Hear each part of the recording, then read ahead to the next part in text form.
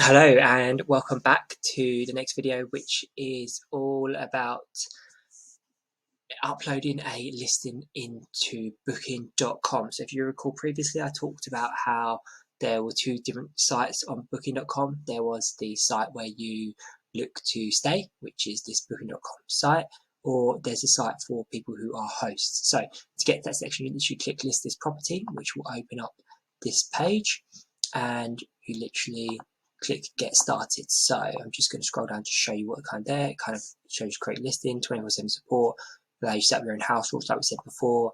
Just talks a bit about booking.com. So this side is obviously the join.booking, but once you create a site, you will be on a site called admin.booking.com. And when you're on here, it'll have like a home page where all your properties are listed and what's going on for them. And this way you can see your guest reviews, feedback. But what you do is you literally go on to properties. No, you do not, sorry. Just scroll down. Yeah. And what you'll be on a slightly different page. And you would go add existing properties, so add a property to your account. And this will take you to that page has not worked. I've just closed it. So let me just go back here.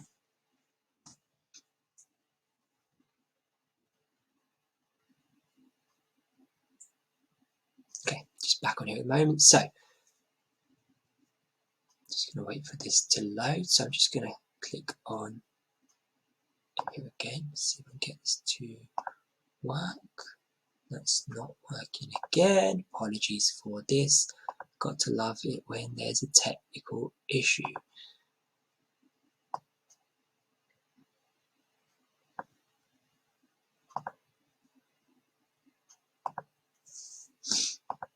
So another way to do it, just going to scroll here to begin with, is obviously on the group homepage it has share your feedback, but if you go onto a different page like reviews, and down here it has add a new property. So these are the most recent reviews you can see, which is great. I can see a 10 out of 10 on that one. Fantastic. But that's not why we're here. We're here to create a new property. So it takes you to the home page, and this is where you start. So you add your email address. So that's actually your old email address, but you would add in the process. So for instance, I've already got this one on here, but just call Highwood, and then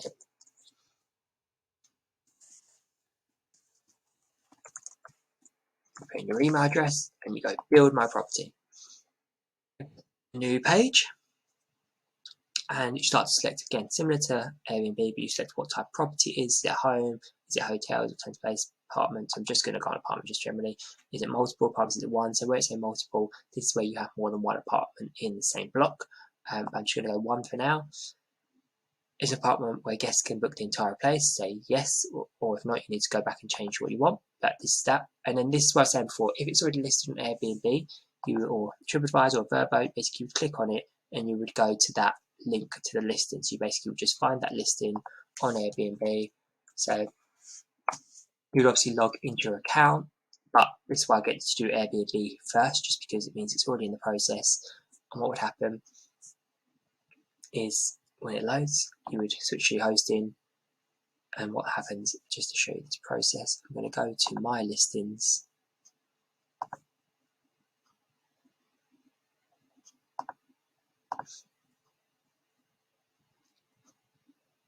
And see, it's the one we had in progress yesterday, so I can delete that. But what I'm going to do is I'm going to go to this listings Highwood's house, and then there'll be an option to view your listing. Just remember where it is, which is preview listing here. So you basically want this section up to the preview there. So you'd copy that, which is your listing, which just to check that's correct.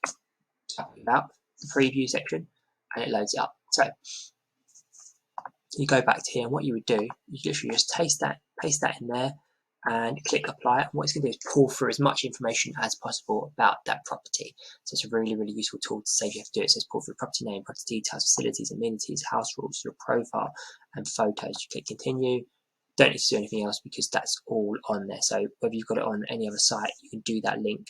If you have your own website, perfect. You put in your name, again, something creates something going to draw people in. Obviously, for this example, I've just put in Highways, but you put whatever you want to put into there to create something that's a bit catchy, what sells the property in a short amount of information. You start typing in the address.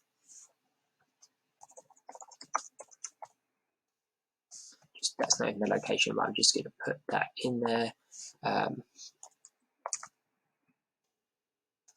don't know if this is an address, but just going to pretend that is. I've got the London one rather than the actual location. It's found a location, so you literally drop the pin where you want it to be, which is quite useful. And so say actually, no, the property is here. You just drag the map and click continue.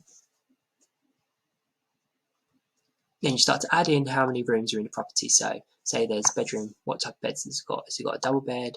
Has it got a king bed? So you start to add that in, save it, just go through the property. Bedroom 2, yeah, it has 2 singles, or no, it has 1 single. So it depends what your property's got.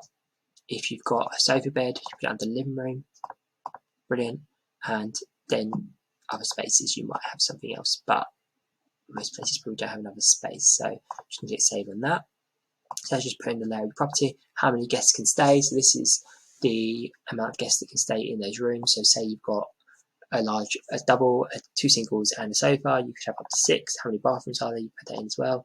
If you know the size of your apartment, put that in as well. If you're not too sure, if you look on the EPC register, it tends to have the size of your apartments. So you just go to a EPC register website and find that. Or if you've got an EPC for your property, even better. And then you start to put in some basic information about what you've got: air conditioning, have you got a vehicle charging station, is it a kitchen, kitchenette, washing machines, it's pulled from this through from Airbnb, like we said, has it got a balcony, terrace, all this information, the basic facilities that you provide, you tick those along the way. Do you serve breakfast? As you see, we're going through the process here to get along. Is parking available? Yes, free. Is there a reservation? Do you need to reserve parking space on-site, off-site, etc. once you put it in? What language do you speak? If you speak multiple languages, if your managing agent speaks multiple languages, put that in there. But again, your managing agent will do all this for you, but you want to make sure they're creating the listing correctly, because the more information you feel, the better it is. The more allowed, so smoking allowed, yes or no, pets allowed, yes or no, all this information, what time's check in, what time's check out.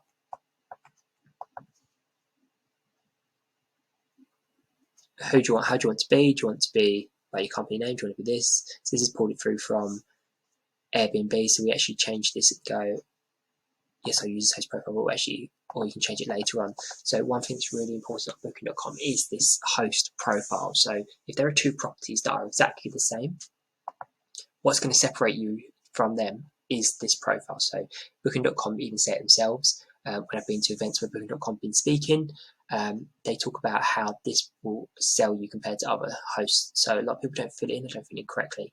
And this isn't about necessarily just telling you about the property. So this does tell you about the property. This is just a general explanation of what the property provides, but we want you to really sell the property in terms of what is it about the property? Why did you pick this property? Why is it special to you? What is it about the area? Bringing in your experience of the area, not just, it's a 2-bed house that sits in this part of Colchester, like it says here. This isn't what I would put.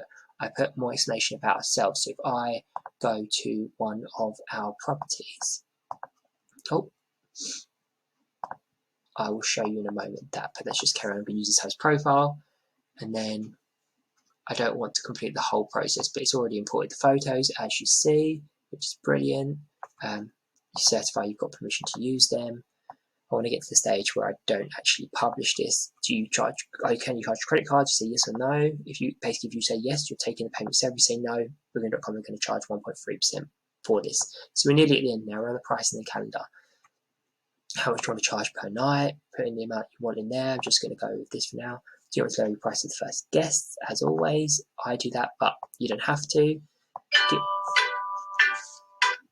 Again, that's some things to include there. And sorry, the work phone just rang, so I'm going to have to call that person back in a moment, because that's a guest who's trying to call me.